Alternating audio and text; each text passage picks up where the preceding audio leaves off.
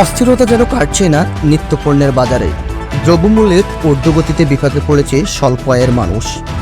বাংলাদেশের মতো দুর্বল অর্থনীতির দেশে এটি বিশাল বড় সমস্যা। ব্যবসায়ীরা বিভিন্ন পণ্যের মূল্য বৃদ্ধি করেছে নিজেদের স্বার্থে, যার ফলে নিম্নআয় সম্পূর্ণ মানুষ ছাড়াও মধ্যবিত্তরাও তাদের চাহিদা পূরণে ব্যর্থ হচ্ছে। তাই লাগামহীন নিত্যপণ্যের মূল্যে লাগাম টেনে ধরার দাবি সাধারণ ক্রেতাদের।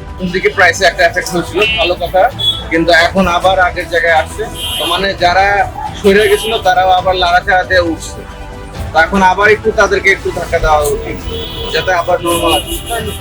সিপিডির এক পরিসংখ্যানে দেখা যায় 2019 সালের 1 জানুয়ারি থেকে 2024 সালের 19 মে পর্যন্ত মোটা চালের গড় দাম কেজি প্রতি 40 টাকা থেকে বেড়ে 52 টাকায় দাঁড়িয়েছিল।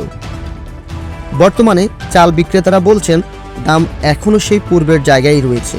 তবে সরজমিনে গিয়ে দেখা যায় মিনিকেট এবং পাইজাম চালের দাম বেড়েছে 15 থেকে 17%।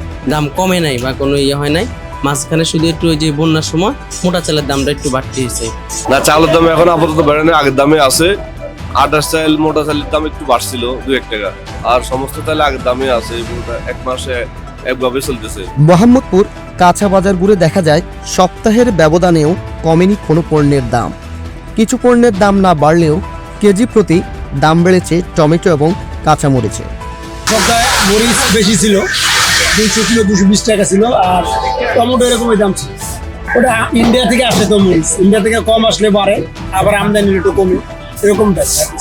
নিত্য প্রয়োজনীয় পণ্যের ঊর্ধ্বগতিতে দিশেহারা স্বল্প আয়ের মানুষ। সারাদিন উপার্জন করে সন্ধ্যায় বাজার করে বাসায় ফেরা এক রিক্সা চালক বলেন, অনেক বেশি অনেক, এইটা আমরা খাওয়া আমরা পারুম না, এটাও হোদা না, এটা কইলে কোনো কাম হইব না।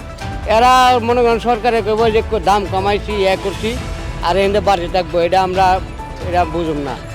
ওখানে এর লেগে যেমনি আছে এমনি মনে করেন আল্লাহ ভরসা, যে গাড়ি চালাই, কাজ করি, ভাত খাই, 5 টাকা 10 টাকা 20 টাকা 100 টাকা হয় নিয়ে খাই। কোনো রকম হইলে খাই, আর কোনো রকম না হইলে একদিন কম খাই একদিন বেশি খাই, এরকম ভাবে চলি। অর্থনীতির প্রেক্ষাপটে বলা হয় বছরে 2% থেকে 4%-এর মধ্যে দ্রব্যমূল্যের ঊর্ধ্বগতির হার থাকলে সেটা দেশের জন্য শুভ লক্ষণ। কিন্তু বর্তমানে আমাদের দেশে দ্রব্যমূল্যের ঊর্ধ্বগতির হার প্রায় 8%।